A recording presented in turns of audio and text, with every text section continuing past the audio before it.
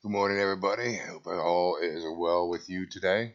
It should be a excuse me, an interesting Thursday um, out there. I guess Russia and the Saudi Arabia and what's called OPEC are going to get together and talk about oil and cutting production and see if those two countries can end their little spat. Well, right now it's about 25 bucks a gallon or a barrel. It was down to 20 before they decided to get together and maybe talk. We'll see what happens um, with the oil demand out there, or supply, I should say. See if they collude and will fix the prices. Gonna be interesting. Uh, just so a little FYI on that little thing. Last class we talked about last presentation. I said we talked about the ended on the ecological um, industrial ecology, and that takes a look at how businesses can work together and manufacturers can work together. And I mentioned that the first people to do this were in Denmark, and this is actually the first diagram of industrial ecology, like the birth of everything. And they didn't really plan this. What happened is they took a look at the ecosystem, the business, and said, "Hey, where can one person benefit and the other, from the other company's waste?" And they started right here with the electrical plant with this simple cogeneration kind of stuff, right?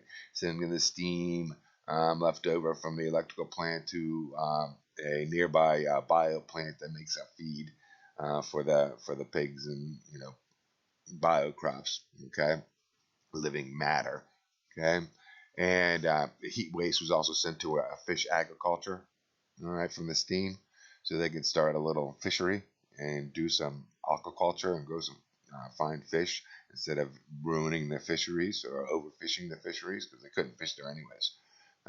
Denmark lost a lot of the fisheries due to overharvesting, or the North Atlantic there, I should say, not just Denmark. Um, and all their sludge from that fishery is sent out to the local farms to help fertilize the waste. So the whole waste stream goes from excess heat to help grow some fish. The fish get nice and healthy. We have the food and the protein from the fish, and then their waste goes out to the farms. Okay, the bio waste plant also goes out to the farms too because this is biological compost. All right, and there's a product that we send to the pig farm as well. All right. They also got all the volatile ashes. Okay, so you might not realize this, but a lot of the ash that we put into from coal and oil and stuff ends up on our roadways, and we make like a little concrete out of it, a cement out of it. Um, yeah, we also make asphalt, but that's more of an oil byproduct than it is volatile ash. Okay, they also use the steam over here in the oil refinery area industry. There's some extra, when oil comes out of the ground, it gets pressurized. It comes out due to pressure. To keep that pressure going, they take a little of this extra steam generated from the electrical plant and put it down there to pressurize that little cavity in the ground to force that oil up at a faster rate.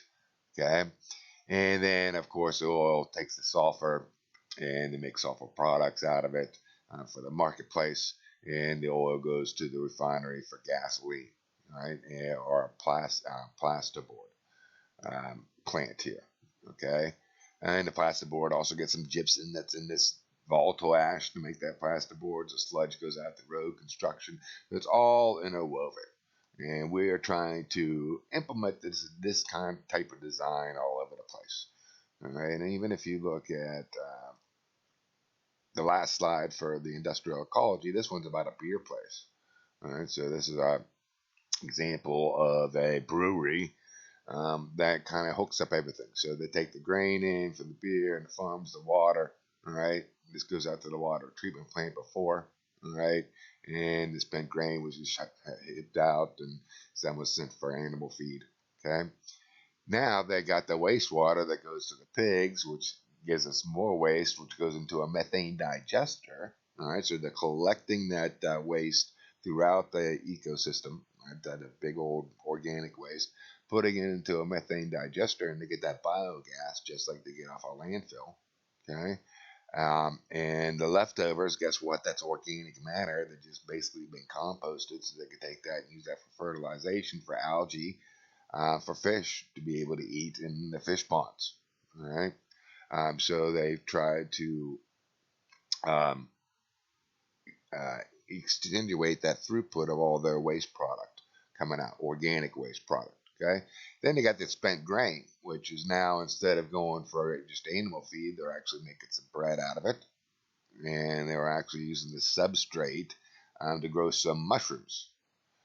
So they have another product chain, diversifying their product chain. Or this is another business. I'm not too sure. It could be another total separate business. They buy this, grow your mushrooms on it. Nice ecological advantage for you. And that spent substrate is then sent to the pigs to eat, which generates that waste that's also generated from the wastewater to the pigs. Right? So it is just one big old controlling all the throughput. Right? And it works real well. So I like looking at different design models or how countries can actually do this. And we are doing this more and more in the United States. Right? The next section, though, is more about industrial waste. Right? So, we have the, reducing our waste stream through the ecological process or through industrial ecology and cradle to grave design and things like that. All right, so that's a reduction, rethinking of what we're doing. But unfortunately, we still have those areas out there that are very toxic. And what happened a long time ago, there was a company that basically polluted and went out of business, took the money and ran. And we, as United States citizens, are basically left to clean this stuff up. Today, we have some, ways to control this. A company now has to put up what's called a bond if they're going to do something that's environmentally dangerous, and that bond, if they fail, go out of business, that bond then pays to clean everything up. We've got to make sure that equation's right and the risk and return on that insurance policy is okay. Okay, but that's the way we protect ourselves. But we didn't have this before, so we're left with all these what's called Superfund sites. And this video here is kind of long. It's 7 super toxic U.S. sites. So we're going to go over the first one. We won't get into all of them. If you guys are interested in learning about some of the other ones, just put in 7 super toxic U.S. sites in YouTube and you'll find out about them. This one's about the Love Canal. This one really set the Superfund off in motion. And notice the time frame is right there during the 1968 EPA environmental movement kind of time, because our kids were dying. Our mother really started most of this. Her found out her kid was sick, and she kind of put 2 to 2 together and realized, signing a petition to move the school, how many other kids were sick, and it just went haywire. All right. So let's look at this little video here about the Love Canal and the 7 toxic U.S. sites.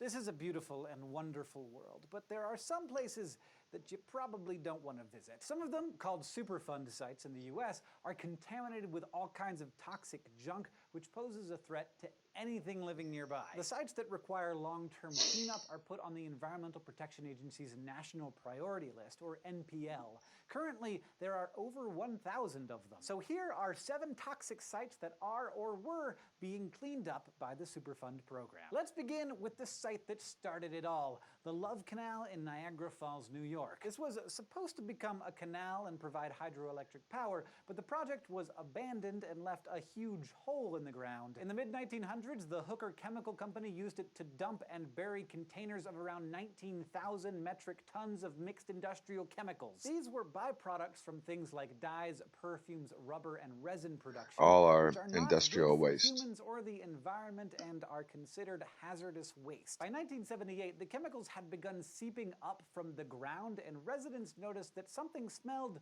like toxic. The people that came in contact with contaminants ended up with health issues like chemical burns, miscarriages, and possibly an increased risk of cancer. Later that year, and in 1980, President Jimmy Carter declared 2 federal environmental emergencies and evacuated over 900 families. So we had to from move their homes. everybody For the from next that 2 area, decades, the buildings were renovated, pay for their homes, contaminated all soil that was moved rigmarole, into and more then clean it secure up. landfills, and a permanent drain system was installed to collect chemical-filled groundwater called leachate. The leachate is pumped to an off-site That's what we talked treatment about with plant those and pipes. filtered using And if activated that charcoal, which is basically just cloth carbon out through a barrier bunch of pores between. gives These out, pores allow or toxic B, chemicals, especially carbon-containing ones, to bind to the filter, making relatively clean water that can be treated along with normal sewage. The Love Canal site was declared safe as of 2004, but the landfills where they relocated toxic materials are still proving to be environmental challenges. At the very least, this disaster led to Congress passing the CERCLA, or Superfund Bill, in 1980, which created an official program to deal with contaminated sites. This next site was added to the end.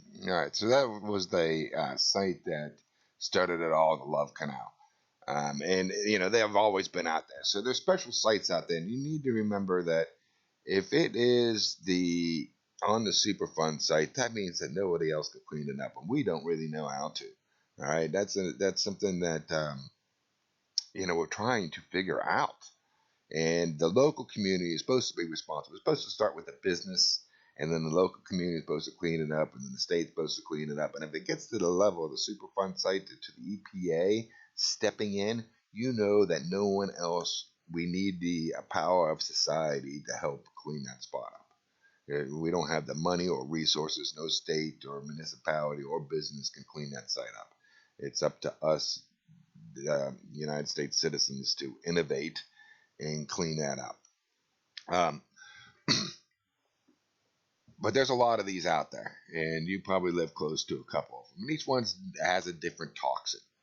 All right, and the EPA is charged with cleaning up these sites, and we're taking them basically one by one. And sooner or later, maybe someday, we can eliminate them all. But I seriously doubt that. I think there's like 4 that are in Puerto Rico that individuals had to get their water from, basically, because of that last hurricane. And then all the extra leachation of those Superfund sites due to the heavy amount of rainfall contaminated a lot of the soil. And as you saw in that video, they have to come in there and actually pull that soil out and put new soil in, or take that soil out and clean it. And it's a tough, expensive operation. So hazardous waste. By EPA definition, hazardous waste has at least one of the following characteristics. So it can catch on fire. It is corrosive, can corrode metals, your skin, your car. So metal storage tanks or equipment, can't hold them too long. So we have to come up and figure out how to contain those corrosive materials so they don't get out into the environment. Reactive, so they have a chemically unstable and readily able to react with other substances. There are some chemicals, each has a unique purpose, and sometimes if a molecule gets in with another molecule, it can start an explosion, or it can start a corrosive. It can start being corrosive, such as the pipes in Flint, Michigan. So there's a lead problem in Flint, Michigan. That's because the pipes were made out of lead, and that wasn't a problem for 50, 60 years because the pipes weren't having corrosive water or materials or stuff, corrosive molecules inside that water, corroding the pipe away and releasing that lead into the pipes. Okay, or it can be also toxic, and so it just right out harmful for you. Lead is definitely toxic to the human body. It messes with our mind a little bit. We don't develop as proper as we're supposed to. And this could be either inhaled or ingested or even touched.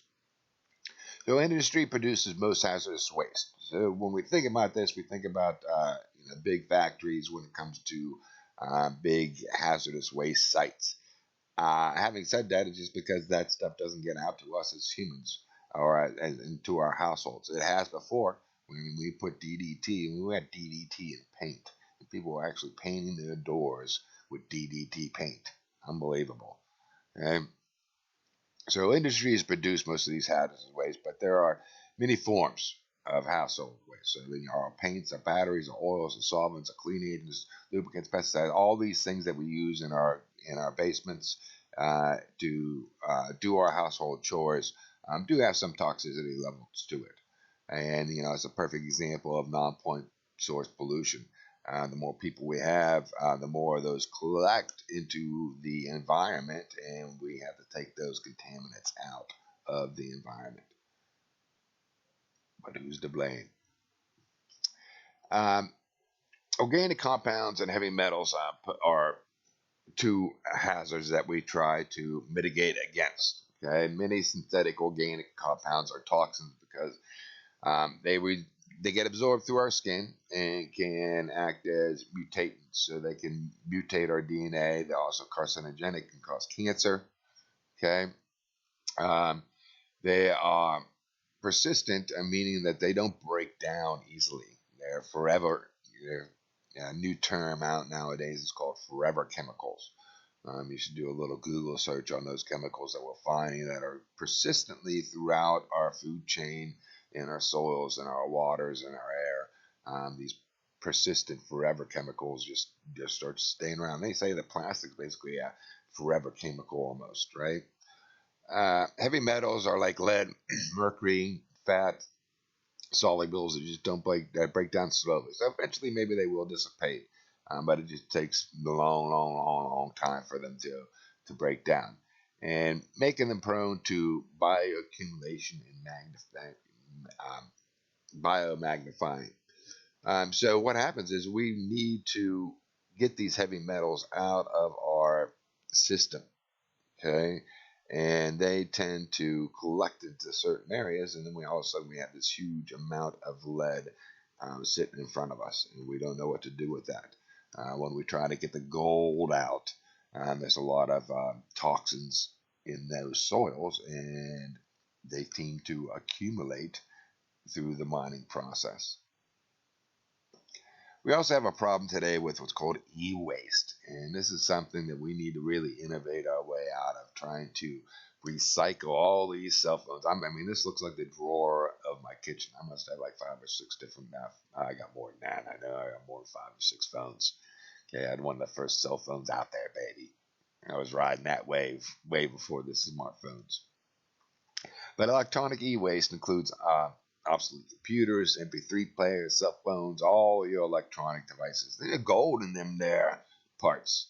Gold is actually a better conductor of electricity than copper wires, and so we use just a little bit of gold to do those important ones and run those important ones and zeros down those electronic transmissions through our cell phones. Okay, but this source of e-waste has grown substantially due to short lifespan of the products. We innovate out of this. I mean, I used to get free phones. Now, I got finally charged for a cell phone, but cell phones used to be totally free at one point, as long as you signed up for like a 2-year plan. It was crazy. Most electronic items end up in a landfill or just burnt. But e-waste generation has kind of plateaued off a little bit here in the later years.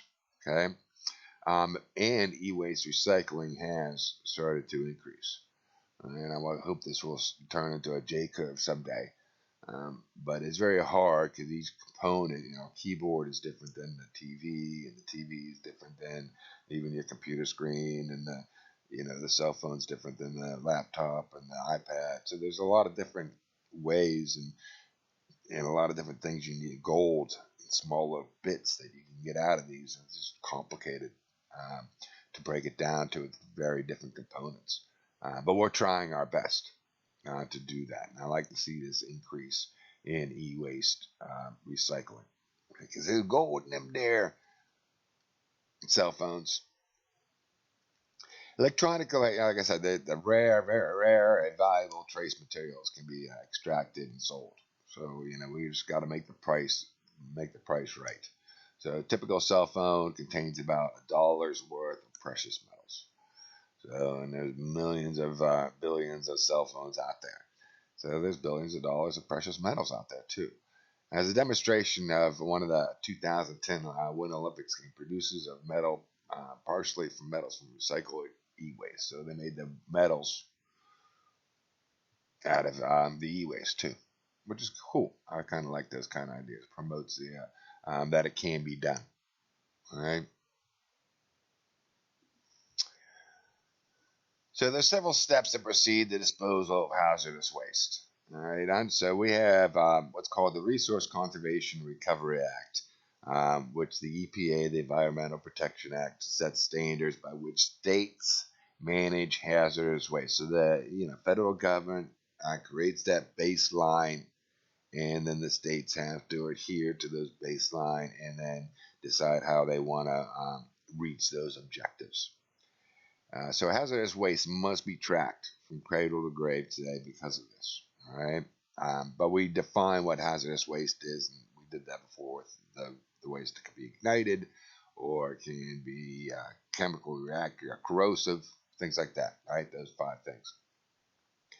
And we set up the standards, and it has to be tracked of where it goes. So when it comes into the state, what it's used for, and then when it's finally gotten rid of as waste.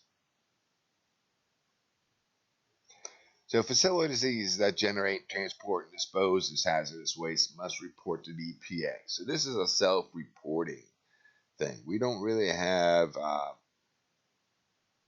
people in the United States government that go around to the companies watching all this. There's not some guy in the factory, checking these things out.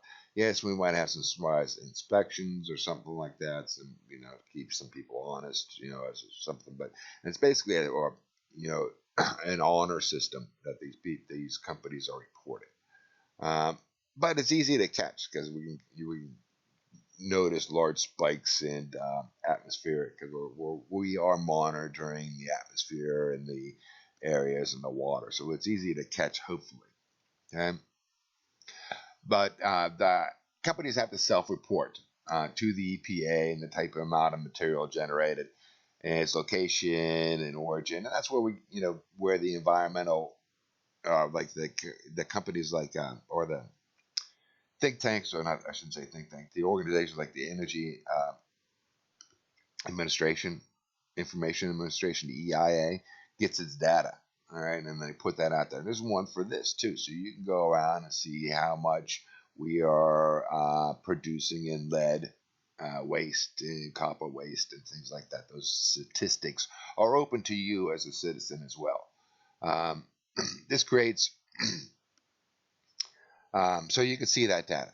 But by having this creates a high disposal cost, which results in some companies illegally dumping their waste and exporting the development of countries. So they say this is an extra burden on them, and they want to eliminate the cost of having to report all this stuff or diverting it from the waste chain and hide it on the back end. And that's maximization of profit and maximization at its finest. And that's what companies are bound to do, basically, and that's what they want to do. And what they'll do is not put the waste out there illegally because it's a better line for the bottom line. All right, and it's our job to help catch them. But companies don't typically do that. There's a very few and far between, but it used to happen way back when because we didn't know as well. So we use 3 disposal methods for our hazardous waste. Okay, landfills can be used for hazardous waste, but they have several liners to be far more have to be farther from aquifers. So remember those guidelines, instead of being like 6 feet from or 6 meters from an aquifer or whatever, it has to be 20, or so they're more stringent. And having 3 or 4 or 5 liners in there is a good thing, but all liners break eventually. Surface impoundments are also just shallow depressions where the liner, it's never really filled in, and it's stored in liquid hazardous waste forever, basically. All right, so it's just stored in these. And what we've been finding with some of these sites is if we have a heavy rainfall or a big storm, some of those impoundment little ponds will actually overflow and then leach into the ecosystem. So we're trying to have to redesign them because some of the average rainfalls in the areas where we built these things, we were thinking it's going to last for 50, 60 years, be all the same. Rainfall has definitely changed, and we have been subject to some tough things, some tough overflows. We also do what's called deep well injection with this stuff, and this has become very, very, very popular.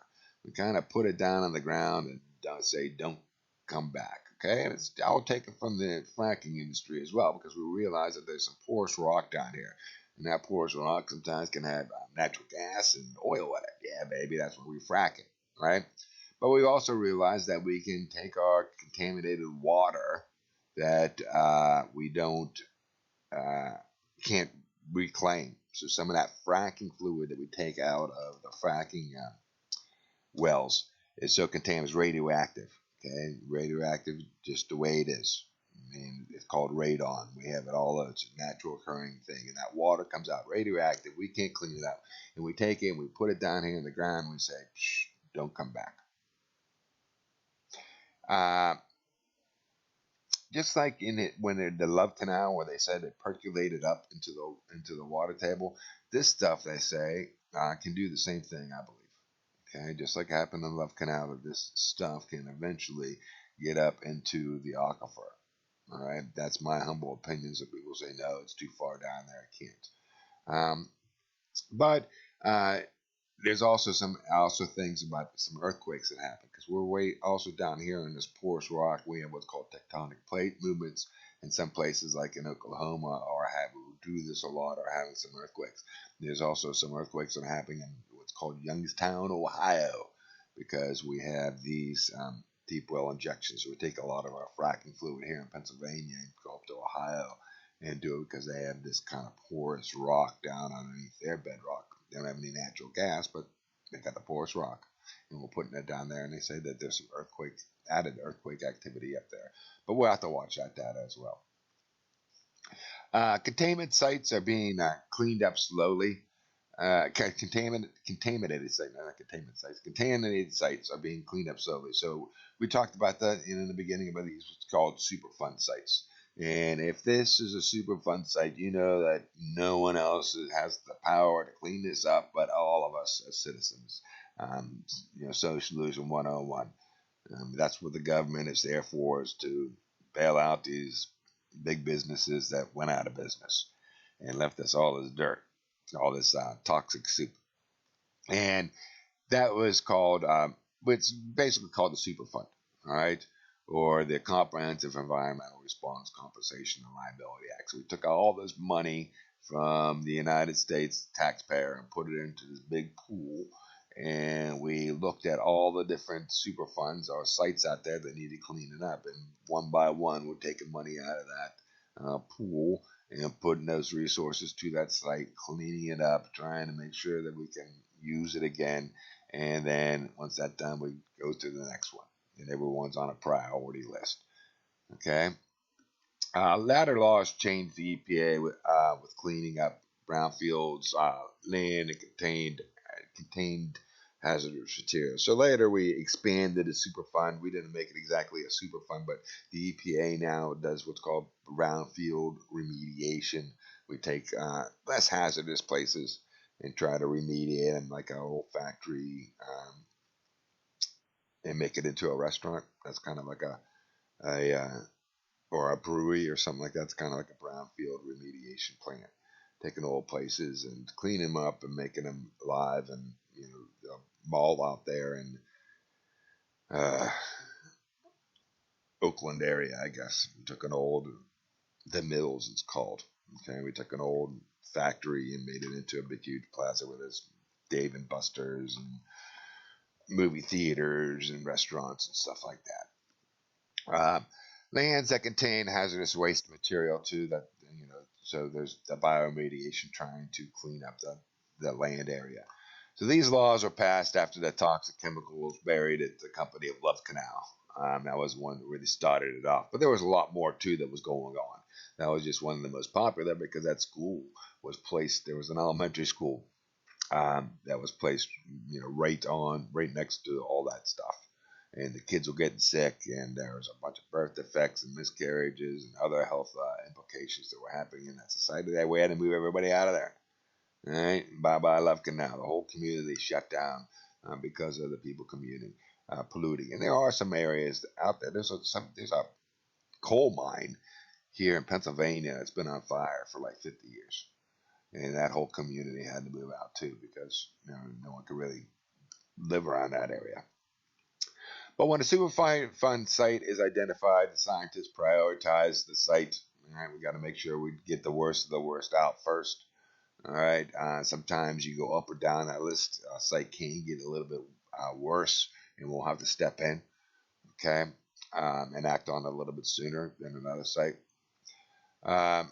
But whether the waste are confined or is likely to spread, and whether the pollution threatens the drinking water supplies too. So we got to prioritize. Is it going to spread out?